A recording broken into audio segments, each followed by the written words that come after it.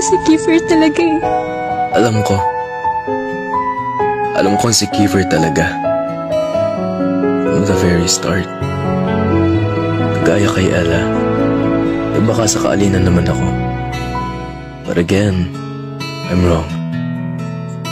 Defeated by the same guy.